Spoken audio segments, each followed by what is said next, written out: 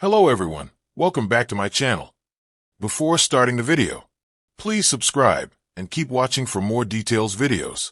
Coco Gauff, Pegula kickstarts Cincinnati Masters campaigns with wins.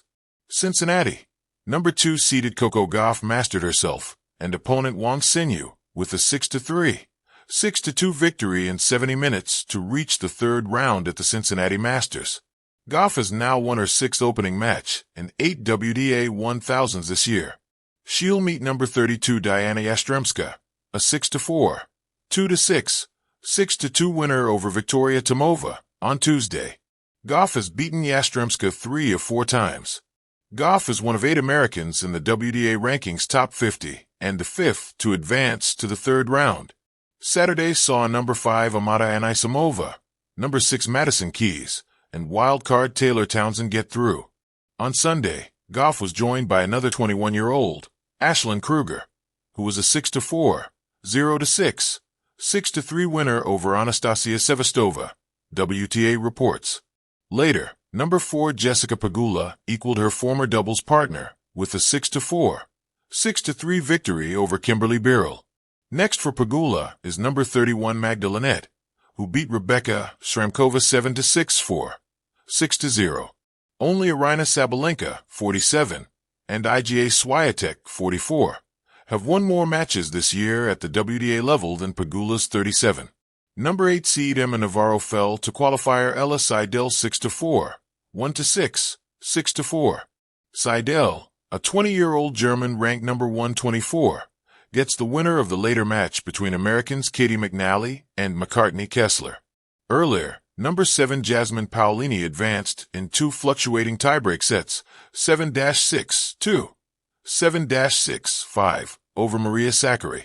However, number 17 Belinda Bencic fell 6-4, 7-6, 0, to Veronika Kudermetova in the 11th edition of their rivalry. Meanwhile, number 3 Iga Swiatek and number 23 Elena Ostapenko both advanced via walkover. Swiatek had been due to face number 25 Marta Kostyuk in Monday's third-round action, but the Ukrainian was forced to withdraw due to a right wrist injury. INS. The sun was only beginning to dip behind the Ohio River, its amber rays bouncing off the hard court like spotlight beams in a Broadway show. In Cincinnati, the Queen City, where the echoes of baseball bats and riverboat whistles often dominate the summer air, another rhythm was rising. The thwack of tennis balls, the shuffle of sneakers, the crowd's electric gasp.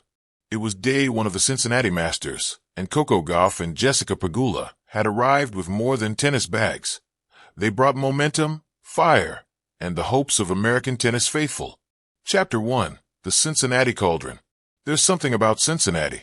The humid air, the Midwestern charm, and the way the Lindner Family Tennis Center seems to breathe with the crowd, rising and falling with each rally. It isn't a grand slam, but it carries the weight of one. This is where the summer turns serious. This is where the U.S. Open dreams begin to take shape. For Coco Gauff, this court was familiar ground, but never forgiving. At just 21, she already carried the poise of a veteran and the pressure of a prodigy. Her breakthrough slam win last year had transformed her into not just a player, but a symbol of potential, resilience, and undeniable power. Jessica Pegula, on the other hand, had carved her own path, quietly, steadily, methodically. No splashy headlines, no overhype, just pure grit. At 31, she had become the unshakable cornerstone of American women's tennis, with a game as clean as her demeanor and a backhand as precise as a surgeon's scalpel. Their opening matches were less about survival and more about statements. Chapter 2, Coco's Roar. Gauff stepped onto center court, wearing her signature headband and the look of someone who knew exactly where she was going. Her opponent was no pushover, a seasoned European with a lethal forehand and a point to prove. But from the first serve, Coco played like the court belonged to her. She moved with grace but struck with fury. Her serve cracked like thunder, and her footwork was a blur, a dancer's elegance with a boxer's intent. The crowd, filled with teens wearing Coco visors and middle-aged fans mouthing silent prayers, was locked in. 6-3, 6-2. That was the score, but the numbers barely told the story. What resonated more were the moments, a running backhand pass that drew a standing ovation, a 20-shot rally that ended with Coco at the net, pumping her fist like Serena in her prime. After the match, under the fading sky, she spoke softly but firmly. "I love it here. There's a fire in Cincinnati. It matches my game," she said. And there it was, the hunger, the unteachable, unmistakable spark that turns talent into triumph. Chapter 3. Pegula's Precision. On Court 3, with less fanfare but just as much determination, Jessica Pegula got to work. Her match wasn't flashy, it never is. She didn't crush her opponent. She dissected her. Each point was a lesson in patience, angles, and execution. If Coco's game is jazz, improvised brilliance, Pegula's is classical music, measured, structured, and quietly devastating. Wearing a visor and an expression that rarely changed, Pegula played as if she were solving an equation. Forehand here, backhand cross-court, short slice, deep return, rinse, repeat. Her opponent tried to throw her off rhythm, injecting pace and spin, but Pegula absorbed it all, turning chaos into calm. 7-5, 6-4. Victory, with little drama, but the kind of win that matters. In the press room, she was reflective. "I've been working on staying aggressive but composed," she said. "This part of the season is huge. You want to peak right now." Chapter 4. Sisterhood of the Court. What makes the Gauff-Pegula story even more compelling is their bond. Not just as compatriots, but as doubles partners, teammates, and friends. In an era where rivalries often dominate headlines, their camaraderie is refreshing. They know when to push each other, when to lean on each other, and when to simply play. They've lifted trophies together, suffered heartbreaks side by side, and watched each other grow under the harshest lights in tennis. In the locker room after their respective wins, the pair shared a high five and a knowing smile. No words were needed, just that look, the one that says, "We're not done yet." Chapter 5. The Bigger Picture. These early round wins in Cincinnati may not dominate the sports pages, not yet.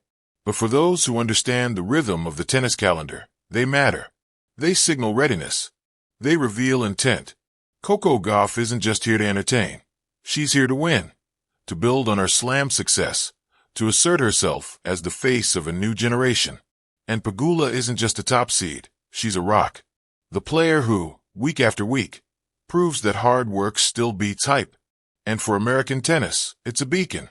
For the first time in years, there's not one, but two stars on the rise. Not just talented, but relatable. Not just athletes, but role models. Chapter 6. Ahead in the Draw. The Cincinnati Masters is a beast, filled with champions, clay court queens trying to adapt, rising teenagers, and seasoned warriors. Every match from here gets harder. But if today was a preview, then Coco and Pegula are not just here for the warm-up. Gauff will likely face power hitters who test her timing. Pegula will encounter players who refuse to play her structured game. But both have weathered tougher storms. Both have grown from losses, matured in wins, and, most importantly, learned how to fight when the lights are brightest. They've become more than players. They've become symbols of what's possible when preparation meets purpose. Final serve, the road ahead. The night deepened in Cincinnati, the courts dimmed, and the crowd slowly filed out. But somewhere inside the complex, Gauff was still hitting practice serves.